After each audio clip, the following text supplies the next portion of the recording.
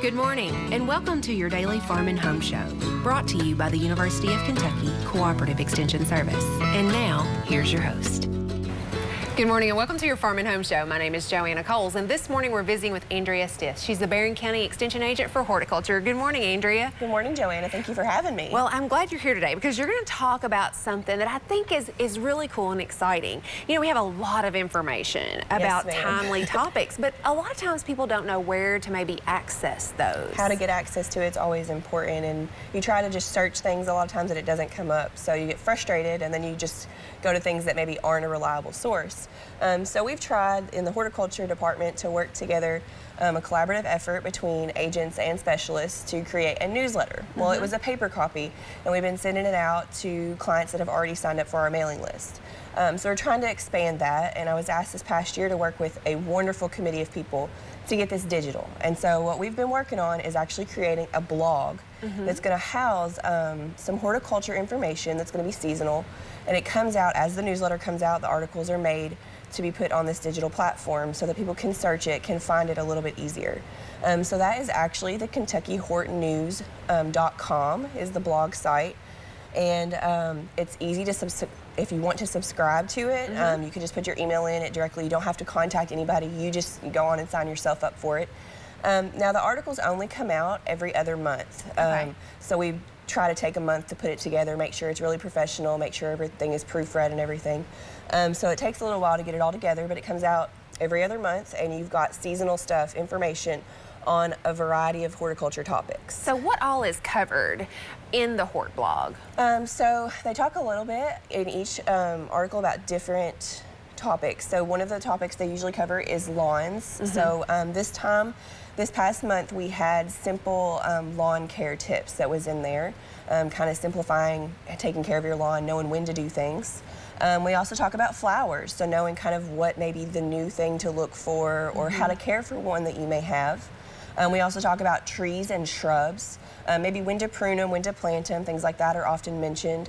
And then fruits and vegetables are always in there in a different format, whether it's seed starting was the one they did this time, or whether it's something later of like what diseases to watch for. And that leads into the other topic, which is pest. And we usually try to always include like what pests to be watching for, or what diseases and things you might be to look for in the field or in your landscape. So a wide variety of topics. So if you have any interest in gardening, and is it targeted more for the homeowner or the commercial grower, or is there both? This one's more targeted for the homeowner, but some commercial information is in there, especially for like the sanitation and everything for the pests. That's a really good access there, especially for orchard owners. They usually mention those things as well, but it's primarily geared towards homeowners. And Andrea, like what if I'm really into maybe flowers? Or can I search maybe past articles and read up on that? Yeah, you can go in on the blog. There is a little search box in the right-hand corner, and you can actually go in there and type in if you want a certain author that maybe submitted the article, or if you want a certain topic, just search that in the box and it comes right up. I've been doing that when I go to put in the author. If it's somebody that's already written one, I go in and copy and paste their thing in, so I make sure I get their name spelled right and everything. So it's really easy. I've been attempting to try out the search box to make sure it does work. So if people want to subscribe, they can just go to Kentucky Hort, and that's HORT, news.com. It's definitely a wonderful resource, and we're glad that we got to launch this in January. Absolutely. Now, Andrea, you know we still have some people, though, and I happen to be one of those, that I like to still read things in a paper format. Are you doing away with the paper newsletter? No, the paper format is actually going to be more for the ag agents to use and the horticulture agents to use if they want to mail it out. Okay. So if you're interested in getting a paper copy, contact your ag agent and see if it's something that they are doing or if they want to do. And if they're not and you want one, you just give me a call at the office, 270-651-3818, and I can make sure I get you one of mine.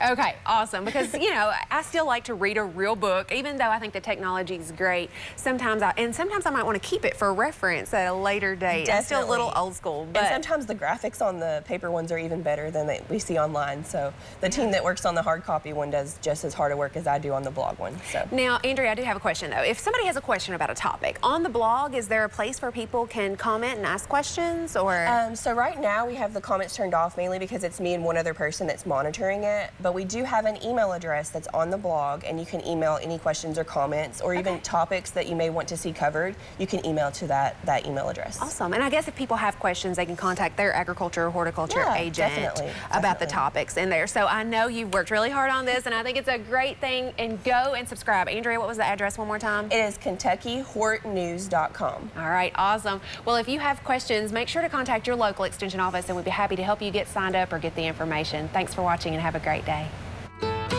If you have questions about today's topic, please call the Barren County Extension Office at the number on your screen. Thanks for watching, and have a great day.